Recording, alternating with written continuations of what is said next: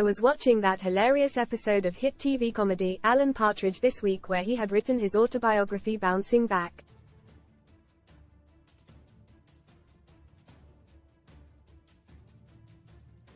It charted a so-called comeback from his disastrous broadcasting career and breakup from his wife.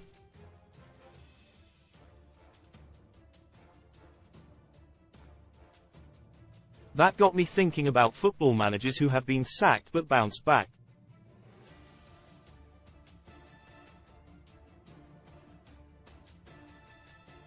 And this season there have been 5 bosses who have been shown the door, but have quickly returned into management.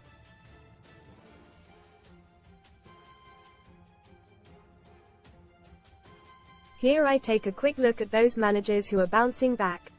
Michael Beale, Sunderland. Read more EFL News. Power Up. Get £40 in free football bet builder bets when you stake £10 with Paddy Power. Stiff competition. I'm a porn star whose willy is insured for $1 million. I want to play for Derby. If you're managing Rangers, and Celtic are above you in the table, you're always standing on quicksand. And he was duly slung out of Ibrox.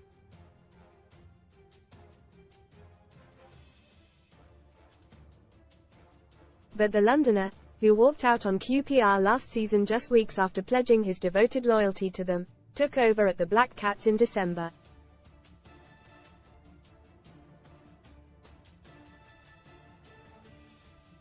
Like Alan Partridge, his story might be quickly pulped if he loses his job at the Stadium of Light.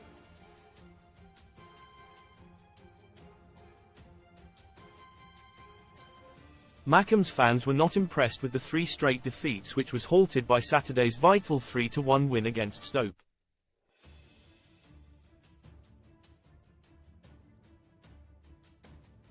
Tony Mowbray, Birmingham. Talking of Sunderland, what the hell were they playing at in the first place by sacking Tony Mowbray? This affable man was doing a superb job for the Black Cats, getting them into the playoffs last season against the odds and had them punching around those spots again this time around.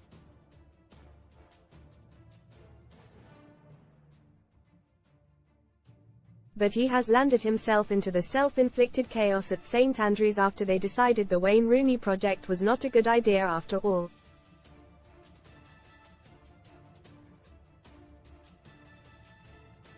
No St Sherlock, John Eustace had them flying. Mowbray has won 1 and drawn the other of his 2 league games so far, with his priority simply to just keep Birmingham up.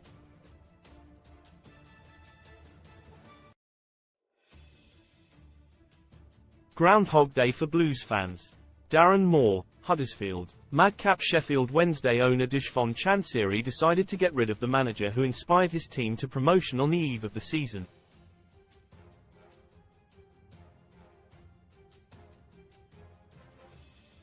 Darren Moore had even helped his side come back from 4-0 down against Peterborough in the playoff semi-finals en route. The ex-West Brom boss took over at Huddersfield, but is hardly bouncing back and is on dodgy ground, managing 3 wins from 23 games so far.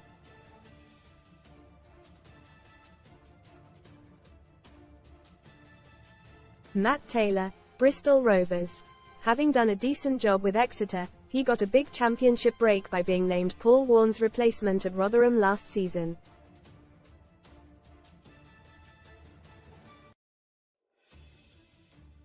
Despite keeping the Millers in the second tier, they struggled this time around and he was booted out of the New York Stadium in November with the club third bottom.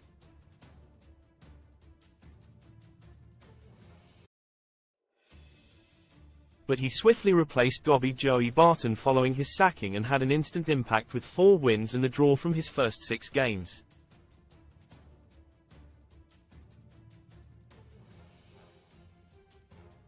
However, it's been tough since, and the 3-1 win over Oxford on Saturday halted a 5-game losing streak.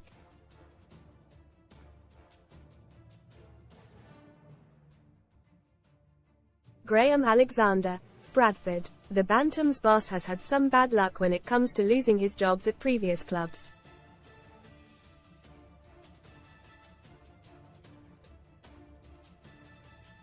Scunthorpe decided to get rid of him after he led him to the brink of the Championship.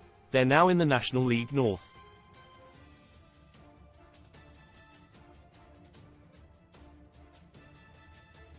Numbnut Gary Neville crazily dismissed the Burnley legend when they were unbeaten after 5 games and 5th in League Two.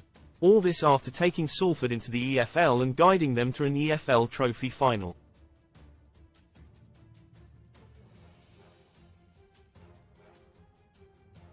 And this season MK Dons wielded the axe after just 16 games, showing little patience.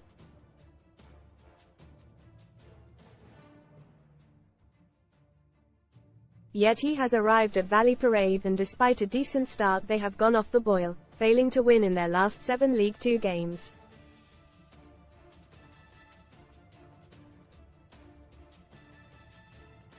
They need to let him have a summer to sort it all out and go again next season.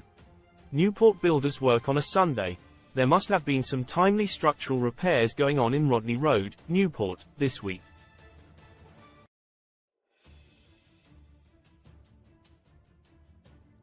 Some houses along the street which runs parallel to County's Rodney Parade suddenly needed scaffolding erected.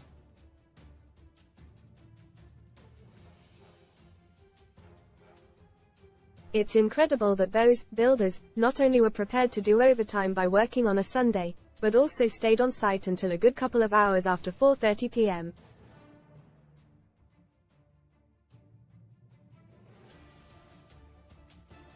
That's what you call dedication.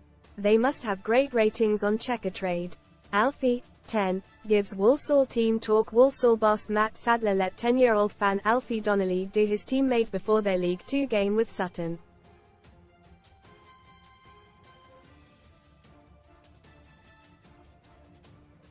Alfie has multiple, complex heart conditions that have left him needing 4 lots of open heart surgery.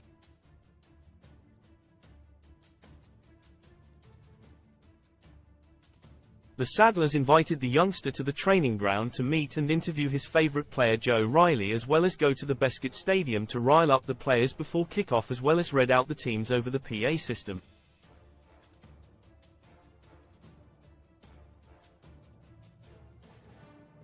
Boss Sadler said, "We all love Alfie. He's always smiling and is an inspiration to us all.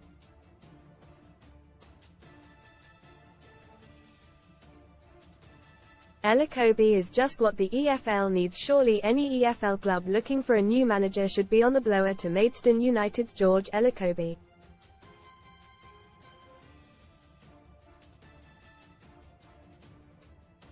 I suggested, tongue-in-cheek, that maybe even Liverpool should look at him.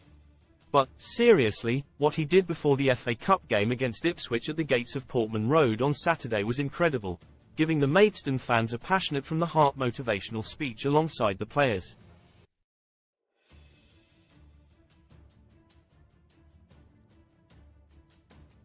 Read more Sun STORIESCHOC shock. Yes please scream Cadbury fans after they spot new mini eggs. Easter egg whistle stop. I performed in the Love Island villa. We got caught breaking strict rule. This is exactly the sort of thing football needs.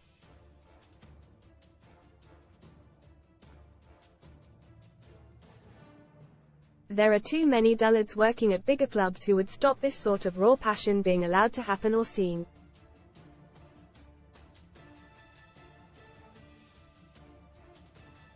We need less of them and more of George Elokobi.